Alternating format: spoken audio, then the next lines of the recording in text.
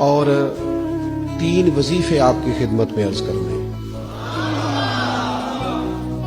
سخت مشکل جب آتی تھی نا تو صحابہ پڑھا کرتے تھے حسبنا اللہ و نعم الوکیل، نعم المولا، پڑھیے گا حسبنا اللہ و نعم المولا و نعم النصیر۔ اس کا معنی بڑا خوبصورت ہے، بالکل سادہ سا مختصر سا معنی کرے نا تو اس کا معنی یہ ہے میرے لیے اللہ ہی کافی ہے، اللہ میرا مددگار ہے، اللہ بہترین مددگار ہے، اللہ بہترین کفایت کرنے والا ہے۔ اس وظیفے کو نہیں چھوڑیں اور اس کے معنی سمیت اس کو یاد رکھیں۔ آپ محسوس کریں گے طبیعت طاقتور ہو گئی ہے، روح طاقتور ہوگی، اس کو بھولنا نہیں۔ اور دوسرا آپ سے عرض کرنا ہے کہ اعلیٰ حضرت، چونکہ ہم سلسلہ طریقت میں فاضل بریلوی سے وابستہ ہیں اور باقی جتنے بھی لوگ ہیں سارے ماشاءاللہ انہی سے وابستہ ہیں،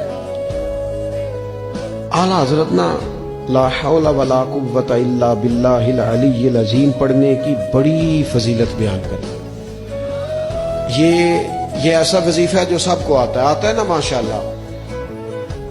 نبی پاک علیہ السلام نے فرمایا یہ اللہ کے عرش کے خزانوں میں سے خزانہ ہے۔ اعلیٰ حضرت فرماتے ہیں 99 دفعہ پڑھو لا حول ولا قوت الا باللہ العلی العظیم، فرمایا اللہ تعالیٰ تمہیں 99 بیماریوں سے شفا دے گا، اور اس میں سب سے چھوٹی بیماری ٹینشن کی بیماری ہے، سب سے چھوٹی بیماری غم کی بیماری ہے، چھوٹی، باقی بڑی بڑی ہوں گی۔ اس وظیفے کو نہیں آپ نے چھوڑنا اور یہ پابندی کرنی ہے، کریں گے انشاءاللہ تعالی۔ اور تیسرا وظیفہ ہے درود پاک۔ یہ بندہ درود پاک پڑھتا ہے تو پتہ ہوتا کیا ہے، 1 بار پڑھو تو 10 رحمتیں، 2 بار پڑھو تو 3 بار پڑھو تو 4 دفعہ پڑھو تو پھر تو چاروں جانب رحمت ہی رحمت ہو جاتی ہے۔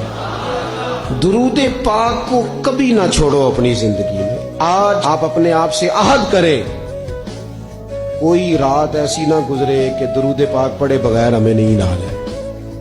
یہ ذہن بنا، یہ 2 وظیفے اور تیسرا درود پاک۔ چوتھی بات آپ کی خدمت میں یہ عرض کرنی ہے کہ رمضان شریف آ گیا ہے۔